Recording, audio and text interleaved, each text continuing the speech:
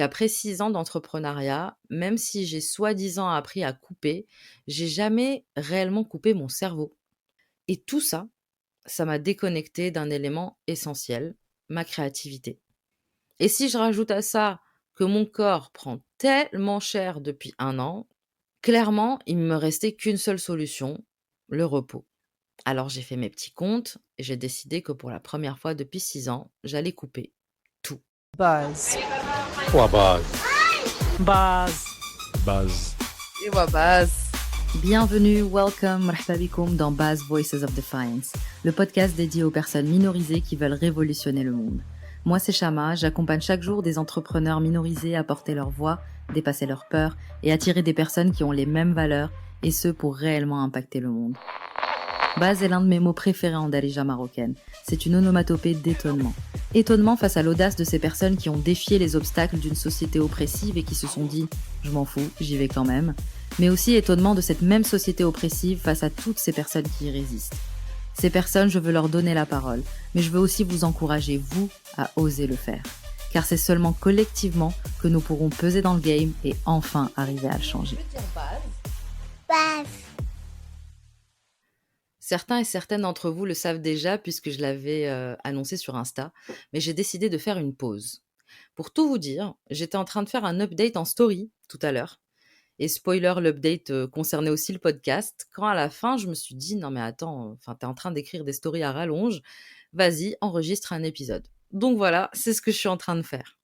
Pour les personnes qui sauraient pas de quoi je suis en train de parler, je vais d'abord faire un récap du pourquoi du comment de la pause et je vais vous dire un peu ce que j'avais dit il y a quelques semaines sur Insta. Voilà ce que j'avais dit. Certains et certaines l'avaient déjà remarqué, ça fait déjà quelques semaines que je viens sur Insta, que je ne poste rien sur le feed, à part des extraits de podcasts, et que je ne fais pas la promotion de mes offres. En fait, en janvier, ça a marqué 6 ans depuis que je me suis lancée dans l'entrepreneuriat. D'abord en tant qu'hypnothérapeute et thérapeute somatique pour les femmes, puis dans l'accompagnement entrepreneurial. Les premières 2 années et demie, j'ai fait aucune pause. Même en vacances, je continuais de poster parce que oh, j'adore ce que je fais, j'ai pas l'impression de travailler. Bref. Puis j'ai compris que j'avais besoin de repos et donc là, j'ai commencé à me mettre complètement off les mois d'août et puis quelques jours par-ci par-là. Et puis il y a 1 an, comme vous le savez, j'ai commencé un gros travail de réflexion et de restructuration de mon entreprise. Beaucoup de choses ont changé, j'ai renoué avec le collectif, j'ai sorti de nouvelles offres et ce podcast. Tout ça malgré une année 2024 franchement pas facile. Mais depuis quelques mois, je sens que j'arrive au bout de ce travail, mais ça bloque. Il y a un truc qui se dénoue pas. Et je me suis rendu compte, grâce notamment à toutes les personnes qui m'ont accompagnée, merci à elles, qu'après 6 ans d'entrepreneuriat, même si j'ai soi-disant appris à couper, j'ai jamais réellement coupé mon cerveau. Même si je ne poste pas ou que je désinstalle Insta, bah, en fait, j'ai remarqué que ça tournait tout le temps là-haut dans ma tête en mode: «Ah mais tiens, je pourrais parler de ça. Ah mais tiens, il y a cette offre qui pourrait être cool. Ah mais je vais noter ça avant d'oublier. Ah tiens, il y a ce livre, qui va m'aider sur mon business. Ah, il y a cette formation qui a l'air cool» et tout ça, ça m'a déconnectée d'un élément essentiel, ma créativité. Je savais plus déterminer si mes idées étaient les miennes, si elles étaient organiques ou si c'était par stratégie. Sauf que ça, c'est pas possible quand tu sens que ton entreprise doit shifter. La dernière étape de restructuration, celle que j'attendais, elle peut pas être finalisée si je réfléchis par déformation professionnelle ou avec une énergie de panique. Et si je rajoute à ça que mon corps prend tellement cher depuis 1 an, comme beaucoup d'ailleurs apparemment, à cause notamment de la violence de ce monde, clairement, il me restait qu'une seule solution, le repos. Alors j'ai fait mes petits comptes et j'ai décidé que pour la première fois depuis 6 ans, j'allais couper tout. Enfin presque tout, parce qu'en vrai, je vais rester dans les parages, en story, sur Insta, pour parler de ce qui me plaît. Je vais garder le podcast parce que ça me fait kiffer, mais sans me mettre la pression. Mais pendant quelques mois, 2 ou 3 je pense, je vais me reposer, lire les livres que je veux juste pour le kiff, parler de ce dont je veux parler, sur mes réseaux juste parce que ça m'intéresse ou juste ne rien foutre de ma journée parce que c'est comme ça et ne pas me soucier du CA surtout. Je suis hyper consciente du privilège que j'ai de pouvoir le faire et je suis méga reconnaissante pour ça. J'aurais adoré le faire pendant 1 an en vrai, mais c'est plus compliqué. Donc voilà, c'était important pour moi de vous le dire et de pas juste disparaître dans la nature parce que en vrai, faut qu'on prenne conscience des conséquences du paradigme capitaliste dans lequel nous enferme l'entrepreneuriat et si on peut pas tout changer en claquant des doigts, au moins mettre en place ce qu'on peut quand on a le privilège de le faire. Donc ça, c'est ce que j'avais dit en février. Et entre-temps, il s'est passé 3 choses.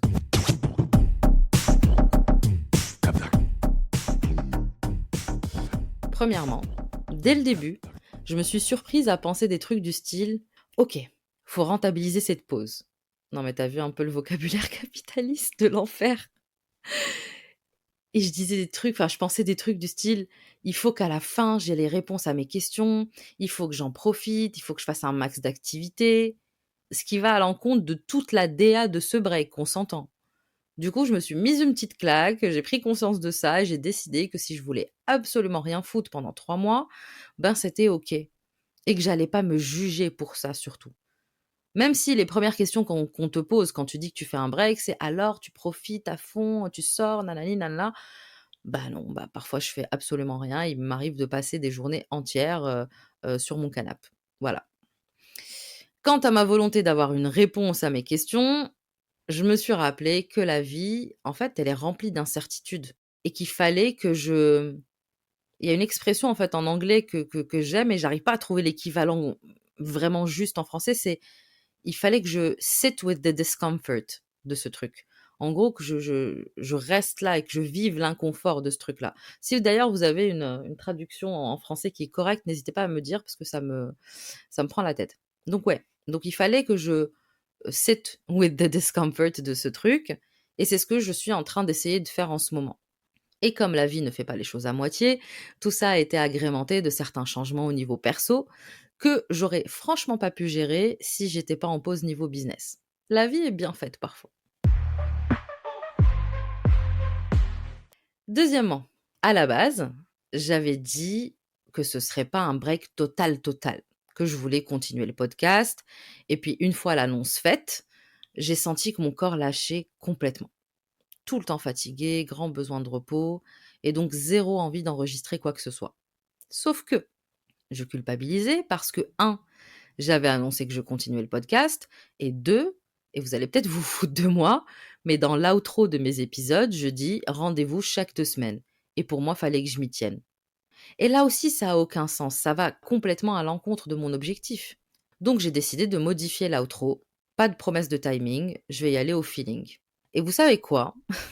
À partir du moment où je me suis lâché la grappe, j'ai eu envie de contacter 2 personnes pour des interviews. Parce que j'ai envie de discuter avec elles, parce qu'elles ont des trucs intéressants à dire, mais je me presse pas pour sortir les épisodes, ou quoi, je prends juste le temps. Et le plus drôle, c'est que pile au moment où j'écrivais là, ce que je suis en train de vous dire, où j'écrivais ces mots, justement en story, parce qu'à la base, comme je vous avais dit, j'allais dire ça en story, ça m'a donné envie de les dire dans un épisode plutôt que de les écrire. J'avais pas du tout prévu d'enregistrer un épisode aujourd'hui, mais comme quoi, faut se laisser porter. Et troisième chose qui s'est passée donc depuis, que j'ai commencé cette pause, j'ai retiré le mot business de ma bio. Je crois que ça, c'est le truc le plus difficile à partager pour moi parce que je ne sais pas vraiment si c'est le bout de la réflexion, si ça va changer ou pas. En gros, pour vous la faire courte, j'avais intégré le mot business à ma bio pour 2 raisons. 1, parce que l'envie de travailler avec des entrepreneuses m'avait donné l'impression que ce mot était indispensable dans ma com. 2, parce qu'on venait me chercher pour ça et que les retours en plus étaient positifs, donc j'ai supposé que j'étais à la bonne place. Sauf que c'est pas parce que tu sais faire quelque chose et que tu le fais bien que c'est ce que tu es censé faire. Ces derniers mois, je sentais bien qu'il fallait que je laisse tomber ce mot business, qu'il invitait en plus trop de projections qui me convenaient plus. Mais franchement, j'avais peur. Peur qu'au niveau com et marketing, je me tire une balle dans le pied parce que, ben, quand tu t'adresses à des entrepreneurs, les entrepreneurs, leur but, c'est quoi? Ça, c'est ce que je me dis, hein, dans ma tête. Je sais que c'est faux, hein, mais je me dis: «Les entrepreneurs, c'est quoi leur but?» Les entrepreneurs, ben, leur but, c'est de faire de la thune. Du coup, si j'enlève le mot business, ben, je me tire une balle dans le pied, mais qui va venir pour te voir pour autre chose. En fait, si je dis les choses simplement, j'avais peur de plus être assez si je l'enlevais. Et j'ai encore peur, même si je l'ai enlevé, hein. Mais en même temps, je suis soulagée de l'avoir fait. Parce que quand j'ai fait le bilan de toutes les offres que j'ai créées depuis le début, elles tournent toutes autour d'une chose. Enfin, de 3 choses. Mais disons que c'est à peu près la même thématique. Oser, porter sa voix, être soi-même. Alors oui, ça a forcément des conséquences business, mais j'ai plus envie de centrer ça. Parce que l'impact est bien au-delà du financier. Il est perso et il est collectif. D'ailleurs, je vous invite à écouter l'épisode, un des tout premiers épisodes que j'ai enregistré sur le story daring. Là, je parle des différents impacts. Et pour moi, ce que je suis en train de faire là, c'est un exemple de story daring. Je suis en train de parler de choses qui sont pas simples, mais c'est important. C'est important parce que je suis sûre qu'il y a plein de monde qui vit la même chose.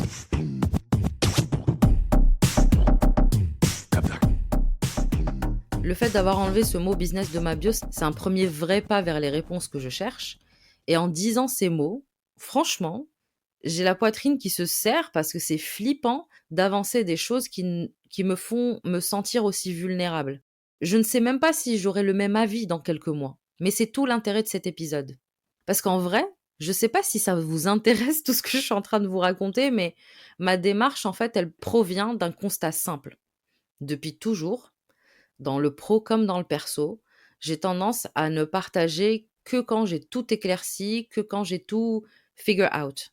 La vibe derrière, en gros, c'est j'ai pas envie de me plaindre, j'ai pas envie d'être un boulet, ou encore j'ai pas envie d'avoir l'air perdu ou pas en contrôle.